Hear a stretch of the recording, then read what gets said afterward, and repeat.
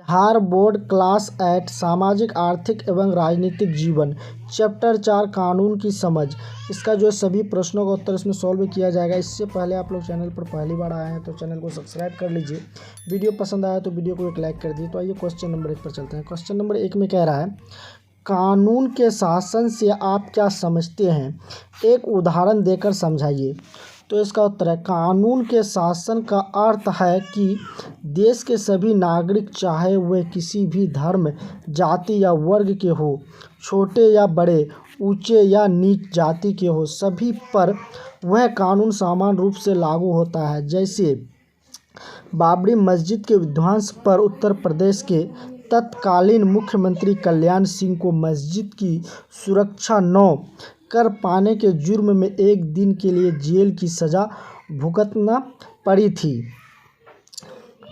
अभी भी तिहाड़ जेल में कुछ केंद्रीय मंत्री और बड़े अधिकारी सज़ा भुगत रहे हैं। कानून समर्थन और लाचार किसी नागरिक के बीच भेदभाव नहीं करता। सब पर कानून के नियम समान रूप से लागू होते हैं। अब आइए क्वेश्चन नंबर 2। क्वेश्चन नंबर 2 में कह रहा है, भारत में कानून बनाने की प्रक्रिया की मुख्य बातों को अपने शब्दों में लिखिए। तो देखिए, इसको हम लोग यहाँ पर लिखे हैं। इसका उत्तर है, भारत में कानून बनाने का कार्य देश की संसद करती है। पहले जनता के बीच किसी कानून को बनाने के लिए चर्चा एवं बहस होती है। फिर सरकार द्वारा सदन में कानून के संबंध में विधेयक पेश किया जाता है। इस पर सदन में चर्चा बहस होती है। फिर या तो विधेयक पारित किया जाता है या रद्द कर दिया जाता है। एक सदन से पारित विधेयक को दूसरे सदन में भेजा जाता है। दूसरे सदन में चर्चा या बहस के बाद आवश्यक संशोधन के बाद उसे पारित कर दिया जाता है। फिर विधेयक को राष्ट्रपति के पास हस्ताक्षर के लिए भेजा जाता है। फिर सहमति के बाद विधेयक कानून बन जाता है। अब आइए क्वेश्चन नंबर 3 पर। क्वेश्चन नंबर 3 में कह रहा है, आपके विचार में शिक्षा के अधिकार के कानून में किन किन बातों को शामिल करना चाहिए और क्यों?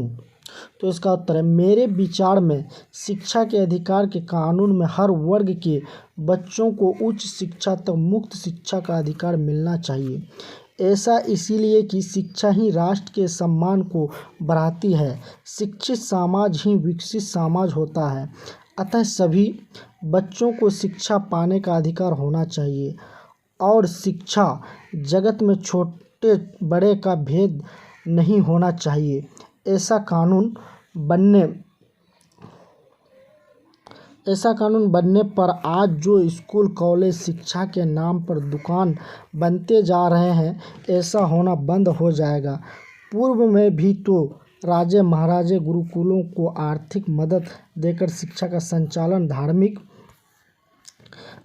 कार्य की तरह करवाया करते थे।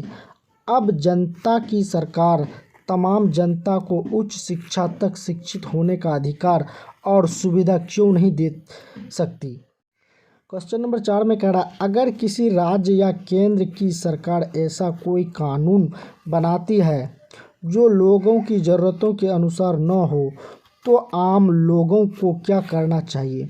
तो इसका उत्तर है, यदि राज्य या केंद्र की सरकार ऐसा कोई कानून बनाती है जो लोगों की ज़रूरतों के अनुसार न हो, तो आम लोगों को ऐसे कानून के विरोध में धरना प्रदर्शन आदि कर अपना विरोध जताना चाहिए। साथ ही जनता को ऐसे कानून के विरोध में न्यायालय की शरण भी लेनी चाहिए। अब आइए क्वेश्चन नंबर 5 पर। क्वेश्चन नंबर 5 में कह रहा है, मान लीजिए आप प्रतिरोध नामक महिला संगठन के सदस्य हैं और आप बिहार राज्य में शराबबंदी पर कानून लागू करवाना चाहते हैं। इस विषय में अपने राज्य के मुख्यमंत्री को एक विज्ञापन लिखिए जिसमें शराबबंदी के कानून की आवश्यकता के बारे में बताया गया हो। तो आइए हम लोग एक लिखते हैं यहाँ पर एक पत्र। तो उत्तर इसका यहाँ से शुरू होता है, सेवा में मुख्यमंत्री बिहार, हम प्रतिरोध नामक महिला संगठन के सदस्य आपसे सविनय निवेदन करना चाहता है कि कृपा कर अपने राज्य में शराबबंदी पर कानून लागू कराएं आम जनता की गहरी कमाई शराब जैसी विलास संबंधी चीज़ के पीछे नाहक बर्बाद हो रही है। शराबखोरी ने छेड़खानी, लूट खसोट, बलात्कार, हत्या जैसे कई अपराधों को बढ़ावा देने का अनैतिक कार्य किया है। शराबखोरी को बढ़ावा देने का कोई औचित्य नहीं है। अतः आप जैसे सहृदय और विवेकी मुख्यमंत्री से सादर निवेदन है कि हमारे समाज राज्य में शराबबंदी का कानून सख्ती से लागू किया जाए। उसके बाद यहाँ लिखेंगे सदस्यगण प्रतिरोध जागरूक महिला संगठन।